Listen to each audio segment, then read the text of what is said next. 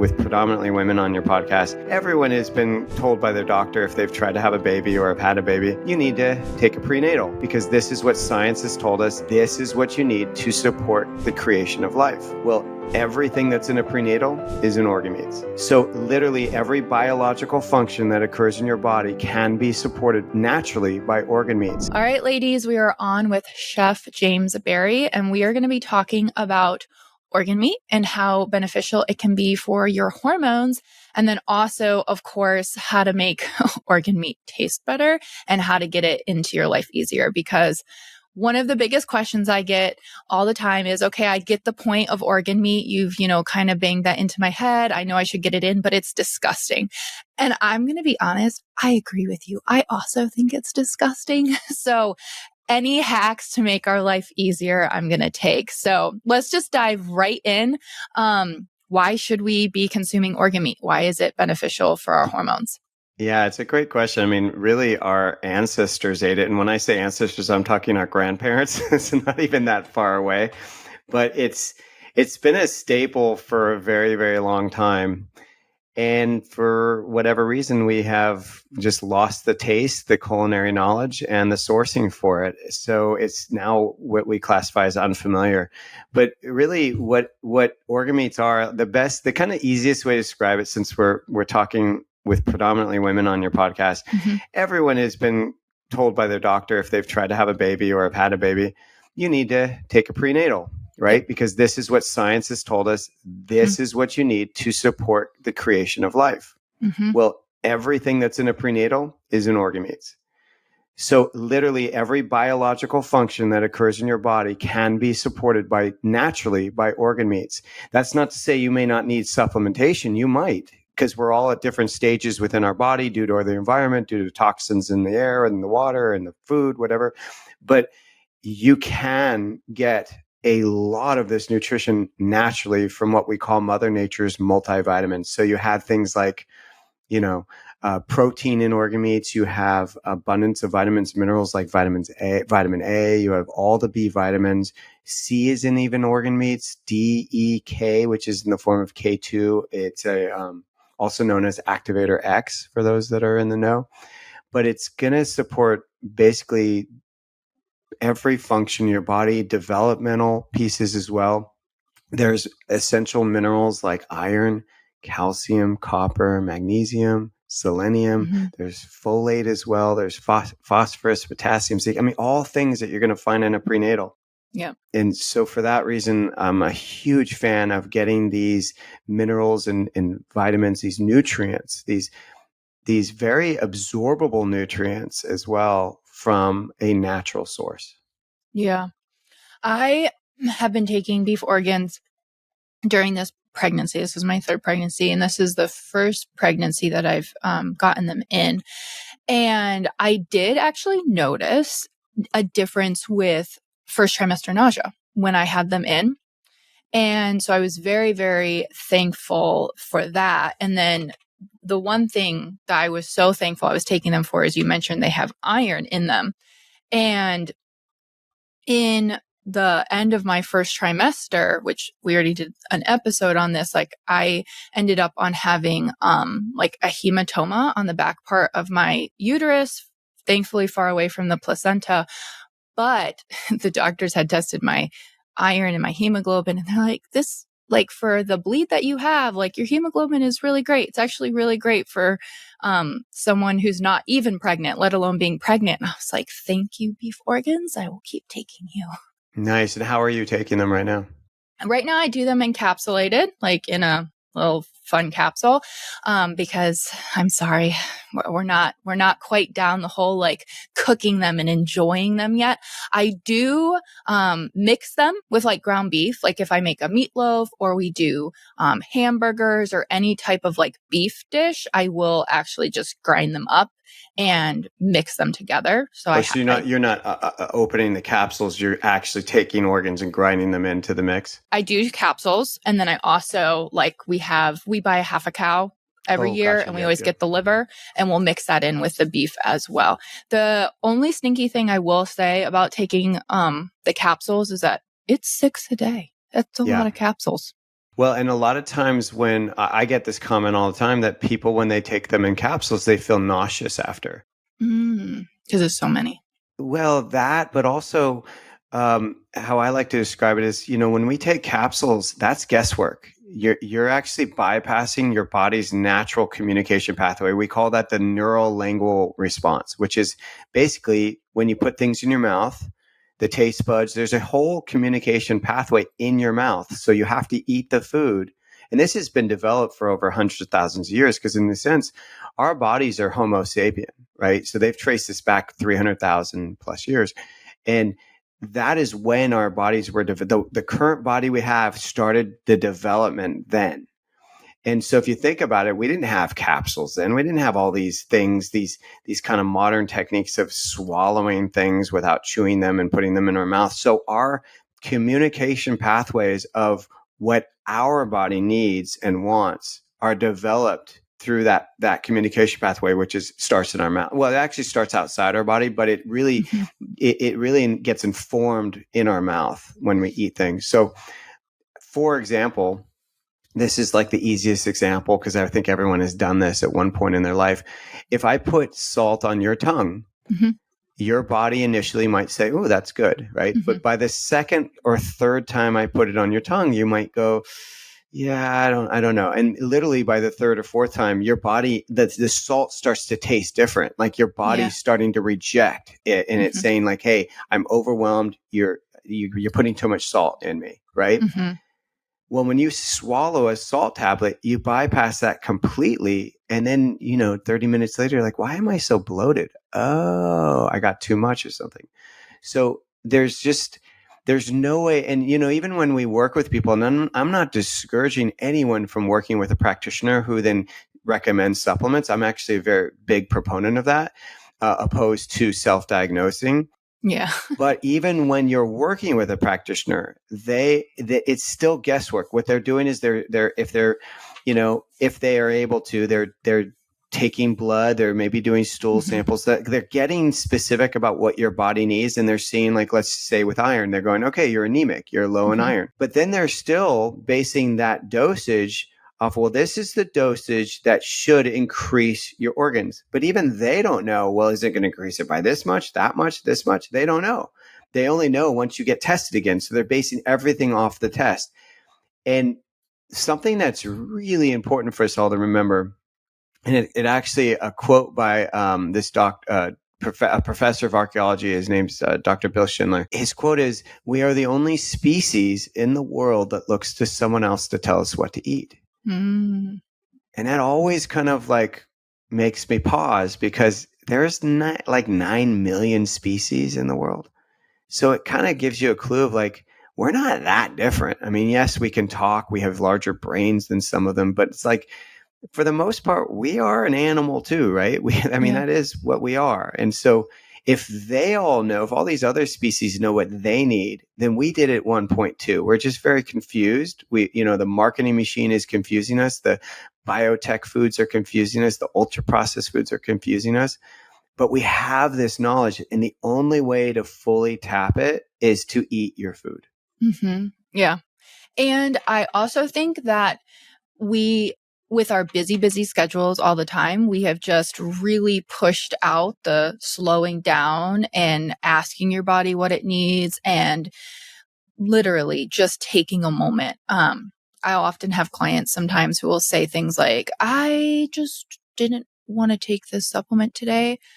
Didn't feel like it, didn't want to take it, so I didn't. And I'm like, that's fine, because a lot of times someone asked me the other day, they're like, what mushrooms are you utilizing while you're pregnant? I'm like, I don't know, whichever one I feel like for the day. I literally am like, look at them and go, which one do I feel like I need to take today?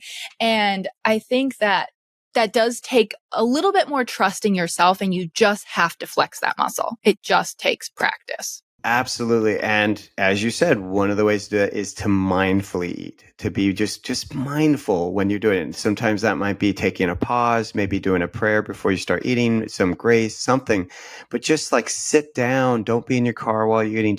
They're very basic things. And I'm sure most of the people listening have heard these things talked about their whole life. But here's the thing. They are basic, but why aren't we doing them? Most of us are struggling to do them, and it's because we're multitasking. We're trying to do too much. And you look around the world, most other countries, I mean, I'm thinking of like Italy and France primarily, but it happens in other countries. They take time when they eat. They don't have 30-minute breaks. They have 2-hour lunchtimes. And they are a much happier, thinner society than we are. It says a lot. Yeah, no, it does. So have you always ate organ meats? Like, was there something that spurred you into starting to eat them? Can you tell me No, about that? I love that. Such a good question. No, like you, I didn't grow up with them, and I've never had the taste for them.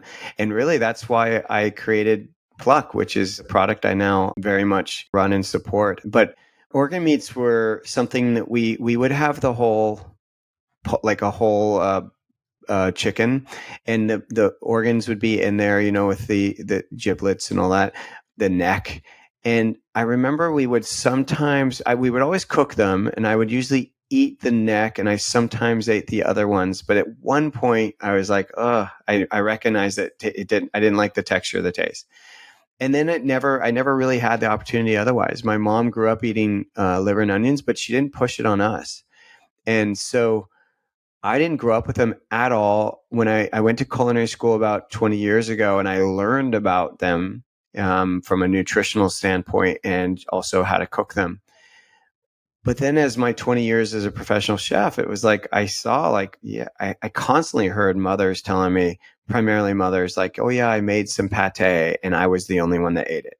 Like no one else in the family ate it. And then I would talk to chefs or people, homesteaders, or just people in the health field.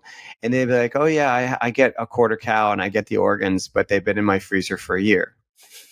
So I'm like, okay, so clearly there's an issue here, because what's happening, and this is what's so sad to me, and why I wanted to support change, is that, when we slaughter an animal, we are only using about 50% of that animal. So the other 50%, which is the organ meats, which is really the most nutrient dense part of the animal, is getting tossed.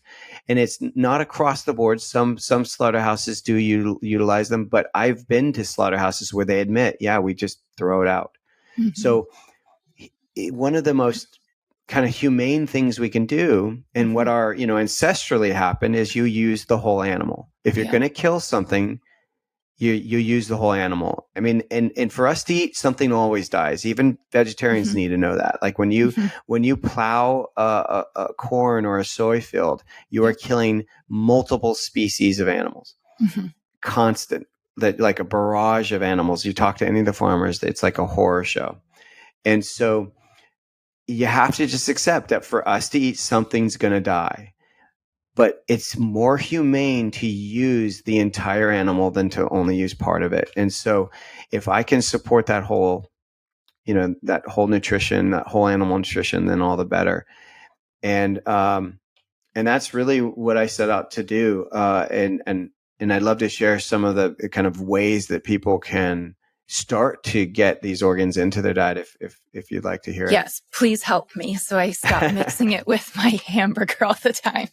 Yeah. So first of all, we tend to get locked into species. So beef is a very nutritious species to get organ meat, but it's not necessarily your first entry point. The entry point I would recommend is first of all, what are our organs? Another name for it is offal or offal. We like to say offal because if you say awful, people are like, well, yeah, it's awful.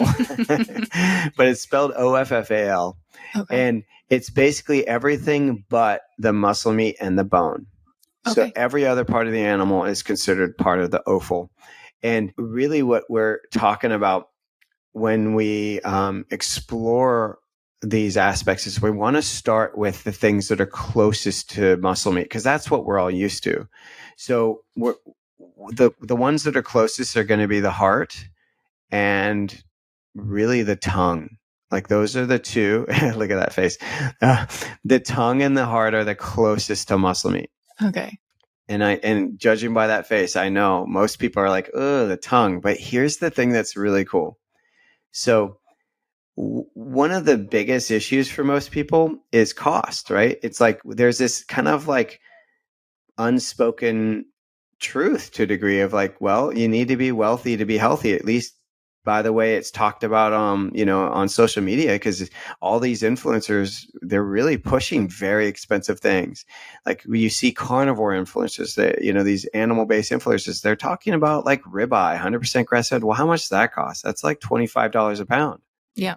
And you have to eat it on a cutting board, supposedly, if you're Yes, carnivore. supposedly. Yeah, if you're watching Sean Baker. Yep. And with a very large knife. Yes. No, but so here's the thing. You can get these other parts of the animal, same 100% grass-fed quality animal, and the tongue is like $7 a pound. So it's an incredibly easy way to lower your bill at the grocery store. But here's the thing. It may seem overwhelming at first, but it's so simple. And I'm gonna come back to the tongue. But what I'll start with is the easy kind of gateway step, I would say, is to just do what you're doing, like where you get organs and you grind them up. Now, the almost easier thing to do too is, instead of defrosting them, because that's really what gets overwhelming, is when that huge organ is defrosted. Like, what do I do with it? I feel like I have to use all of it. So what I recommend is people keep it frozen, but then when they're going to eat ground meat, they pull it out and they just grate it.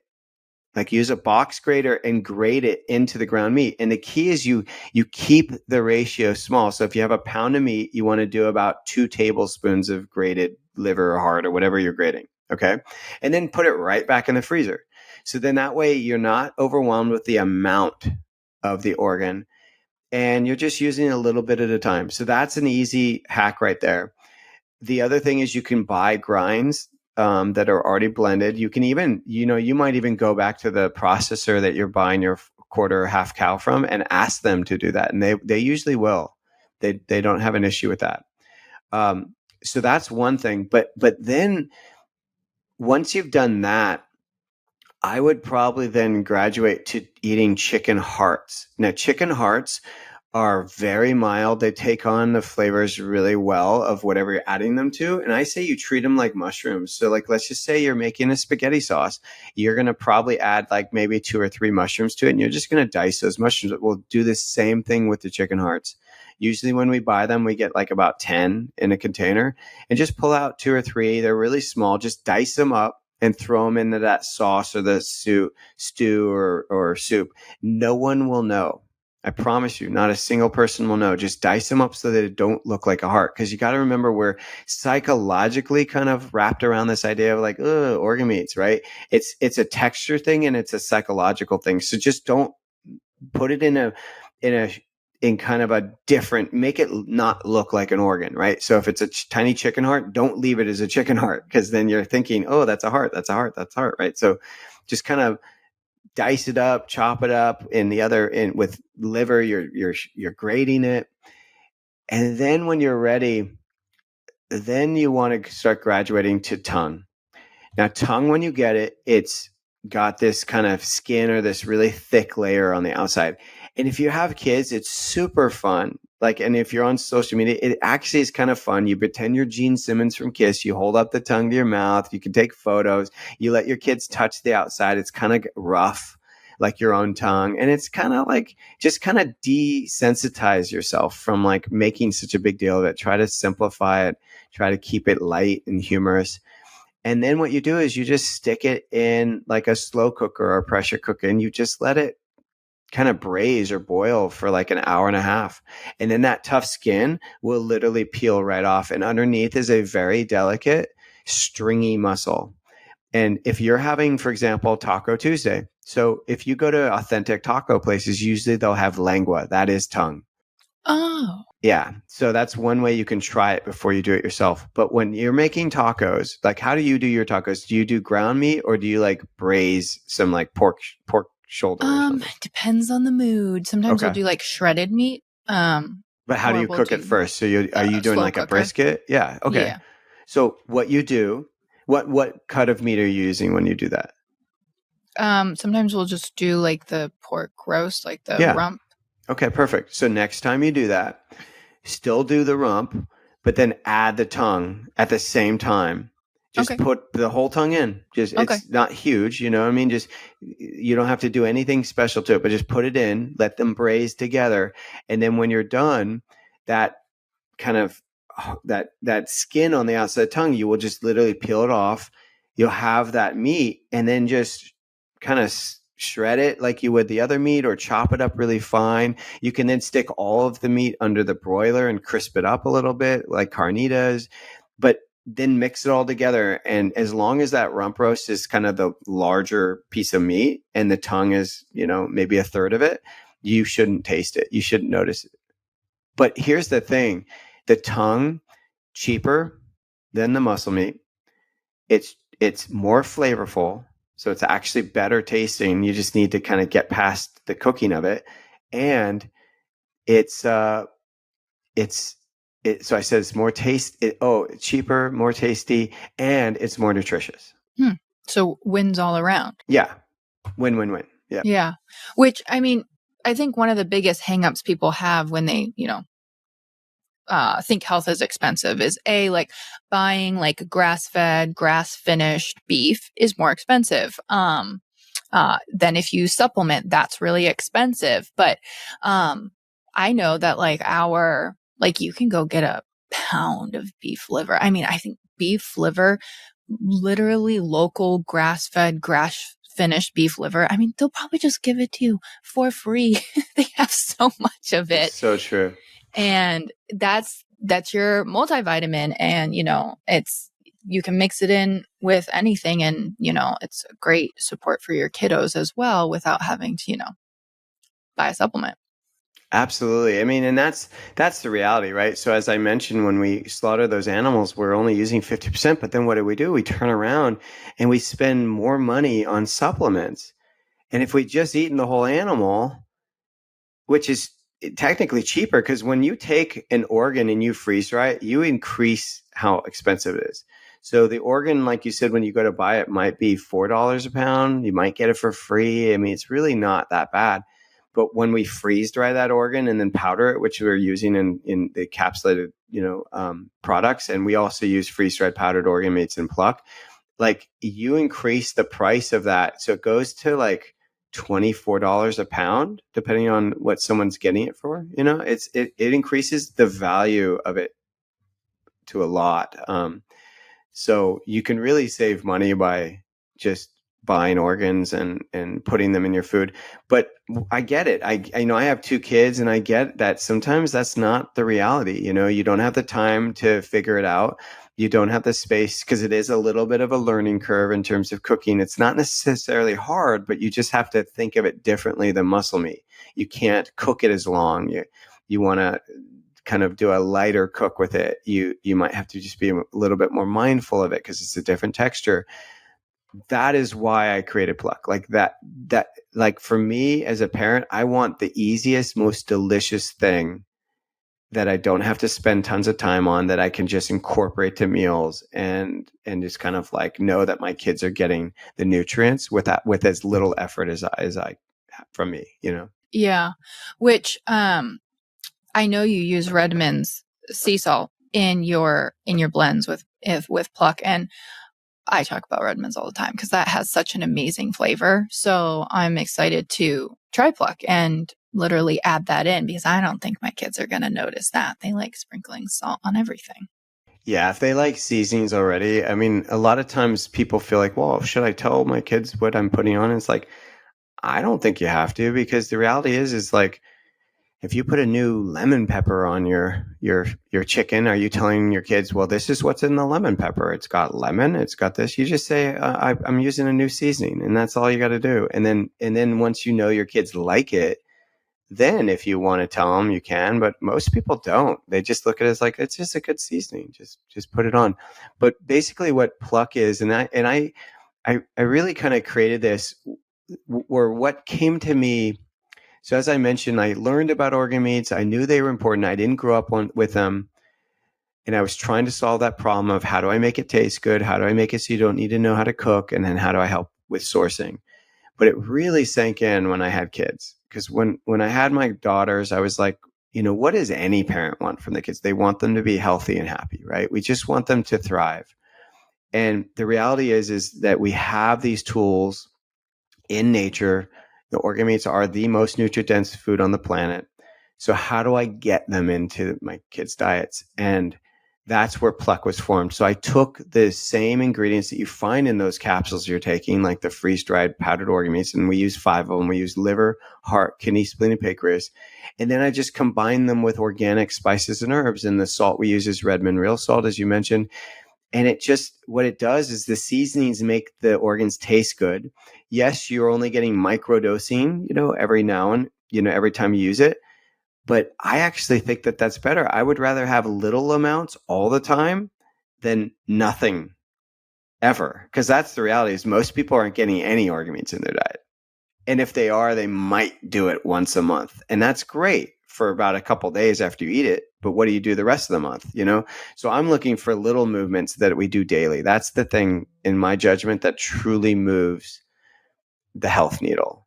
It's like brushing our teeth. If we had to brush our teeth for 2 hours a day, we probably wouldn't do it very often, right? It's the little movements that we can do daily. And so that's what Pluck is. If you can salt it, you can pluck it. It's really that easy. You could put it on anything. We just put it on popcorn last night, and the kids love it. You can literally put it on anything, and it just makes things taste really good, because organ meats have an umami. And if you think about our taste buds, so as I was talking about earlier, our neural lingual response, these are our taste buds are part of that communication pathway. So we have salty, sweet, bitter, and sour. Well, there's a fifth one that they discovered in the 90s in Japan called umami. And umami, I would kind of best describe as savory, kind of meaty. And lots of foods have umami. Tomato, mushrooms are umami, but organ meats are really strong umami. And umami is a unique flavor. So it actually makes the other flavors pop. It makes them taste better. Okay. So in ultra processed foods, a lot of time they will add MSG, because MSG is umami. So not only does MSG kind of add flavor to the product, but it makes the product kind of, I don't know, like saltier, kind of like more flavorful.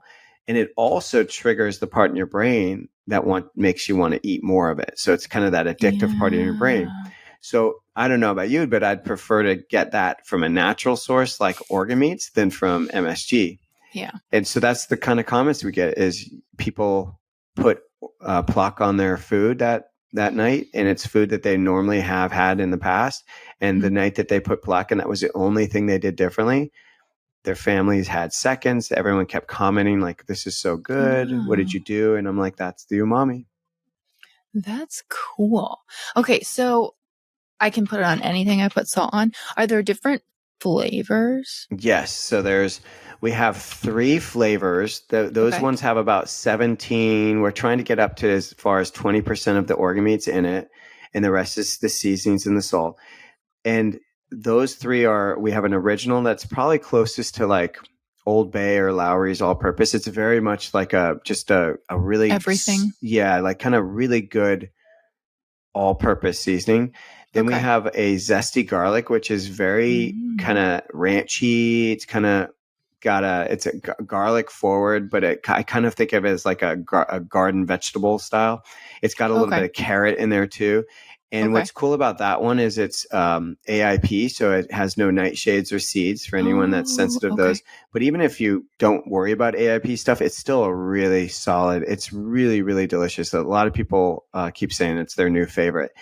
And then we have spicy mild, and we added mild to the name because we wanted to make sure people knew it wasn't that spicy. Pluck is very family focused. Like I created it for my daughters, and I want it to be simple. And I am a huge fan. If you are the parent cooking your meals, I do not want you making 2 or 3 different meals. Like I want you doing one. And that's why I kept the spice really mild, because I want it to be okay for everyone. So even my daughter, who doesn't like spicy, she loves it. And then for those out there, like this one actually might be really good for you if you're pregnant, trying to get pregnant, or just know that you're anemic, or just, you've been assessed and hey, I need specific amounts of organs daily. we have Pluck Pure, which is just the organ meat. There's no salt, there's no seasonings, there's nothing in it. And that's something you could add to your ground meats really easily. You could add to your smoothies.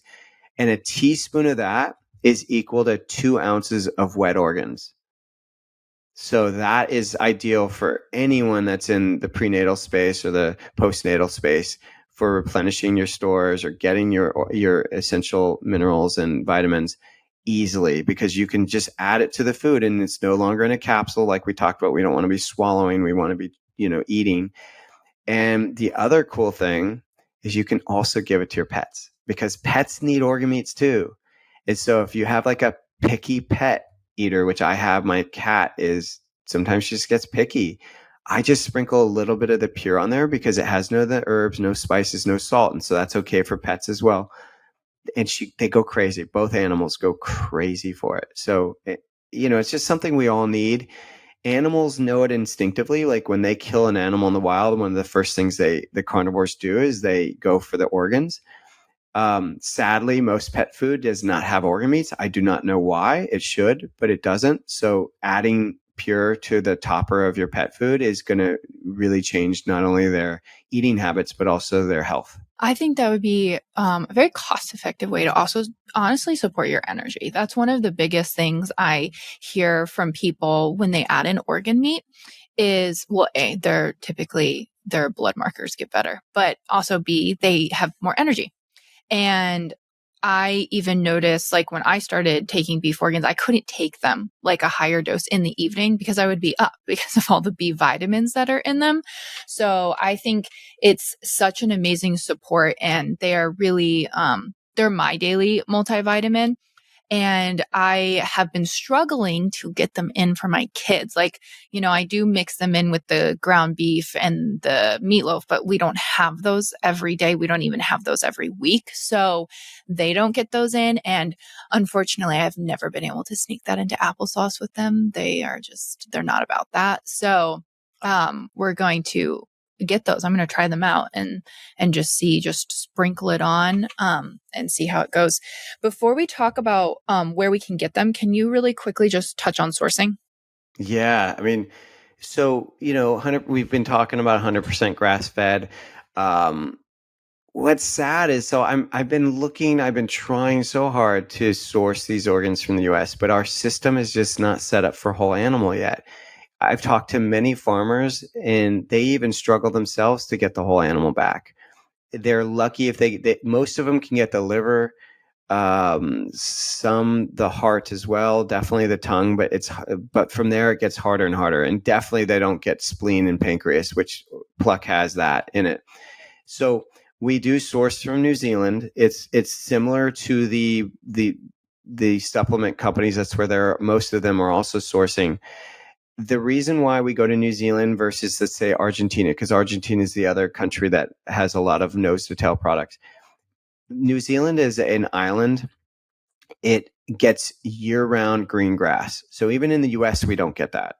We have winters, as everyone knows. And when winter happens, the grass isn't green. So they have to, get hay. And if it's a really good farm, what they do is they'll ferment the hay to support digestion, but it's just not the same. It's not the same nutrients as allowing an animal to pasture year round.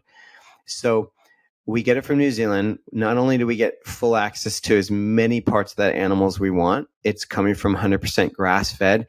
And it's even like, if that matters to anyone, it's even halal. Like how they butcher the animal is halal.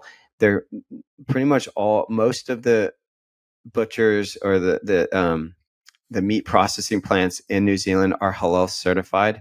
We just have not certified our product halal yet, mostly because we need to get our co-pack, or not our our freeze dryer on board to do it. But I mentioned that because if anyone's listening that cares about that, just know that most of the organs coming from New Zealand are certified halal. But for everyone else, that's the best quality organs out there. And when we can get them from the US, we will. I would love to support the US industry in that way, but it's just not set up yet.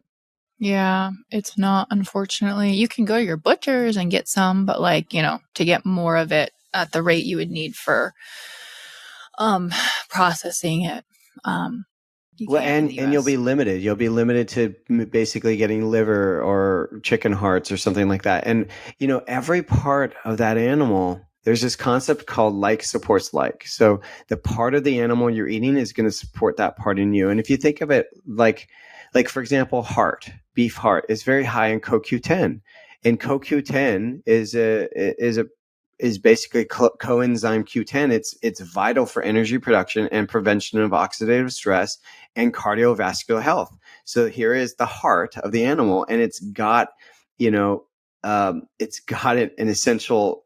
I guess not. It's helpful. It has CoQ10. It has an element in it that's going to support your own heart.